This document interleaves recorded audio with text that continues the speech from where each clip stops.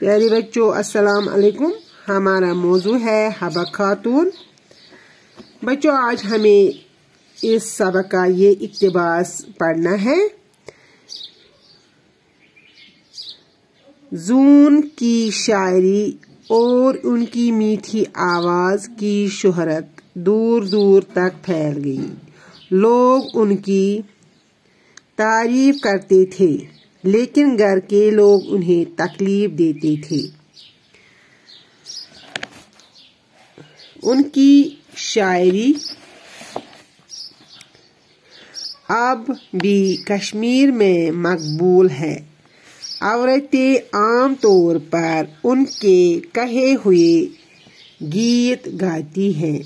शादी की महफिलों में उनका कलाम गाया जाता है। कश्मीरी तहजीब और अदब में हबा खातून को अहम मुकाम हासिल है। उनकी शायरी दुख और दर्द से भरी हुई है। उस जमाने में एक बुलंद पाया सूफी हजरत ख्वाजा मसूद थे। वो भी पांपोर में रहते थे। अक्सर लोग उनके पास जाते थे। दुखी जून भी उनके पास जाती थी। ख्वाजा मसूद को बातों बातों में मालूम हुआ कि वो शेर कहती है। वो बहुत खुश हुए। उन्होंने उनको हबा खातून नाम दिया। अब वो इसी नाम से मशहूर हो गई।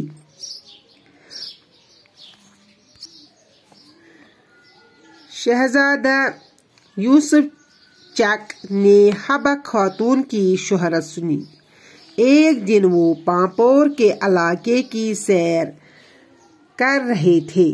किसी ने के गाने की आवाज सुनाई दी। आवाज इस कदर मीठी थी कि उनके कदम रुक गए। वो जून पर फिरेफ्ता हो गए। कुछ वक्त के बाद यूसुफ शाह ने हबा खातून के साथ शादी कर ली और इसी तरह वो कश्मीर की मलिका बनी। बच्चों, आज हमने ये इक्तिबास पढ़ा है।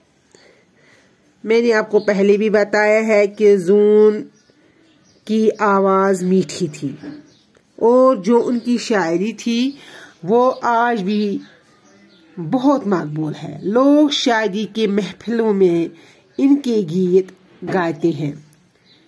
और जून को जो हबा खातून का नाम है दिया गया है, ये हजरत ख्वाजा मसूद एक बुलंद पाया के सूफी गुजरे हैं। उन्होंने इनका नाम हबा खातून रखा।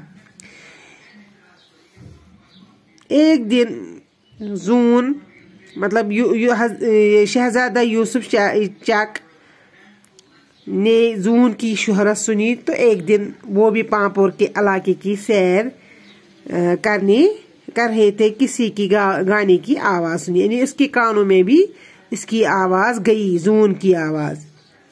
तो मतलब उसकी आवाज तो मीठी थी, तो उसके कदम भी उसकी आवाज सुनकर रुक गई और वो जून पर फिरेफ्ता हो गई। और कुछ वक्त के बाद यूसुफ शाह चक ने हबा खातून के साथ शादी कर ली। अब बच्चों,